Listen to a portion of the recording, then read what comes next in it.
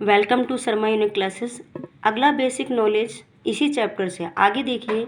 अभी तक अपन ने पढ़ा वृत्त के बारे में, वृत्त की त्रिज्या के बारे में, वृत्त के व्यास के बारे में, जीवा के बारे में, ठीक है, वृत्त की परिधि के बारे में।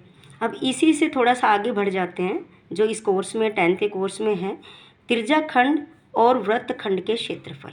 अब देखो ये त्रिज्या खंड और वृत्त खंड देखने में एक जैसे लगेंगे लेकिन थोड़े से अलग हैं बस, ठीक है। ये एक गोला है, इसका एक खंड ये काट देते हैं, ये अपन खंड काट देते हैं, ठीक है ना, ये इतना सा टुकड़ा काट देते हैं, इसे त्रिज्या खंड कहते हैं। ये जो मैंने बारिश जैसे बरसा रखा ना, ये त्रिज्या खंड कहते हैं। ये एंगल बनाता है थीटा, ये लघु एंगल बनाएगा और ये वाला बड़ा एंगल बनाएगा। और ये जो है ये आर होती है, ये क्या होती है, आर होती है, ठीक है। अब आपने देखो इसके बारे में अपने क्वेश्चन होते हैं। पहले तो आप इसके सूत्र के बारे में जानो, क्या क्या इसके यूज आएंगे, कौन कौन से फॉर्मूले यूज आएंगे। देखो त्रिज्या खंड का क्षेत्रफल है, त्रिज्या खंड का क्षेत्रफल, आपको वृत्त का क्षेत्रफल तो याद ही होगा ना, पाई आर स्क्वायर, बस थीटा बटे 360 और लगाना है। फिर उसके बाद चाप की लंबाई है एल, ये होती है चाप की लंबाई, ये होती है। इसका फॉर्मूला क्या होगा, 2 पाई आर, इतना तो पता ही है, परिधि का सूत्र होता है, और बस थीटा बटे 360 लिखना है, तो आपको याद करने में भी आसानी हो जाएगी।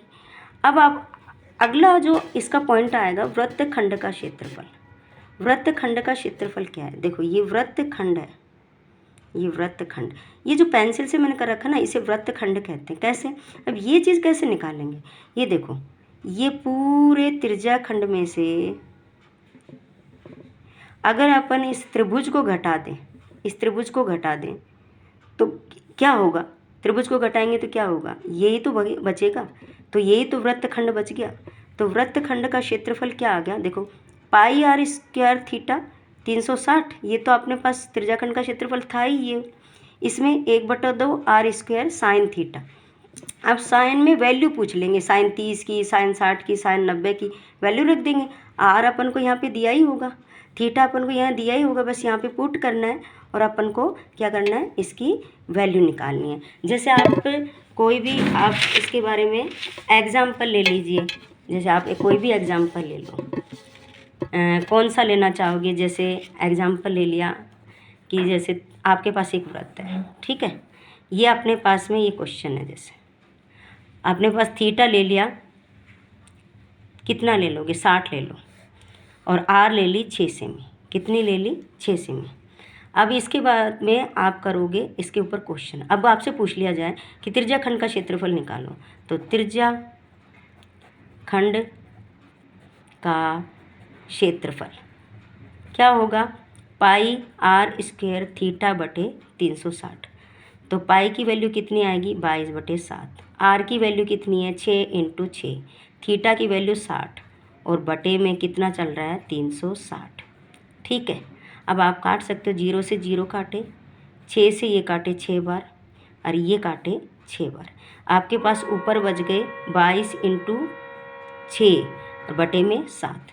अब ये कितने आ गए, 6 दूनी 12, एक हाथ से 6 दूनी 12 और 1 13, 132/7। आप 132/7 को ऐसे भी लिख सकते हो, यदि आप कोई पॉइंट में पूछना चाहे तो आप कर दो आराम से, 132/7 को भाग दो, 7 एकम 7, कितने बचे, 6, ये हो गया। कितने आएंगे, कितने बार आएंगे, 7 8 56, ठीक है। ये 12 में से 6 गए तो 6 बचे, ठीक है। यहाँ 0 लगा तो यहाँ पॉइंट लगेगा, फिर से आपके पास 7 8 56 ये आ गए, बस ये बहुत है आपके पास में, इतना आंसर बहुत है। यदि आपको यहाँ तक भी आता है तो भी बहुत है, ठीक है। ये आपके पास में सेमी स्क्वायर मीटर है, तो वैसे तो सेमी में ही आएगा ये क्वेश्चन, ठीक है। Thank you.